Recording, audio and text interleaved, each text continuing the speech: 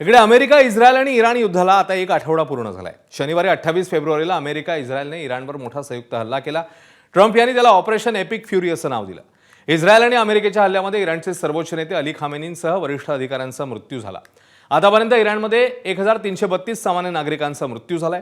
खामेनींच्या निधनानंतर भारत, पाकिस्तानसह अनेक देशांमध्ये त्याचे पडसाद पाहायला मिळाले आहेत। इराणने देखील इस्रायल आणि आखाती देशांमधल्या अमेरिकेच्या तळांवर क्षेपणास्त्र डागली, त्यामुळे आखाती देशांमधली विमानसेवा ठप्प झाली।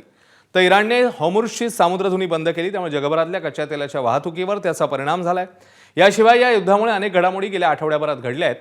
तर हे युद्ध कधी संपणार याकडे आता सगळ्यांचंच लक्ष लागलंय।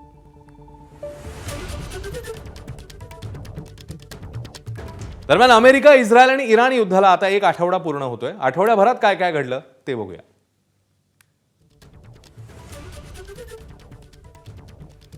इराणचे सर्वोच्च नेते अयातुल्ला खामेनींचा पहिल्याच दिवशी मृत्यू झाला। खामेनींसोबत इराणच्या दुसऱ्या आणि तिसऱ्या फळीतले एकूण 48 नेते ठार झाल्याचं समोर आलं। इस्रायलच्या शाळेवरच्या हल्ल्यात इराणमध्ये 165 विद्यार्थी मृत्युमुखी पडले। इराणमध्ये आतापर्यंत 2400, इस्रायलमध्ये 12 आणि अमेरिकेचे 6 सैनिक ठार झाल्याचं समोर येत आहे।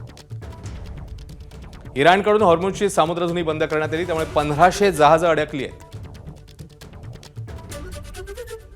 इराणचं नौदल, हवाई दल आणि लष्कर संपवल्याचा ट्रम्प यांनी दावा केलाय। इराणकडे 32 जहाजं होती, सारी बुडवली आहेत असा ट्रम्प यांचा दावा आहे। इराणचा मित्र देश लेबनॉनवरही अमेरिका आणि इस्रायलने हल्ले केले। ब्रिटन, स्पेन, फ्रान्स सारखे देश अमेरिका, इस्रायल सोबत युद्धात उतरलेले नाहीत। इराणकडनं अमेरिकेची आखाती देशातले तळ आणि इस्रायलवर हल्ले झाले आहेत।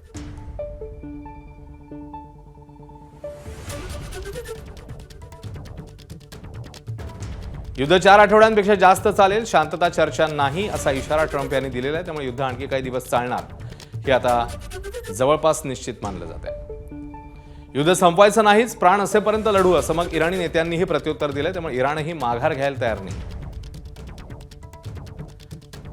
आखाती युद्धामुळे तेल महागलंय। आज बॅरेलचा दर आहे $100।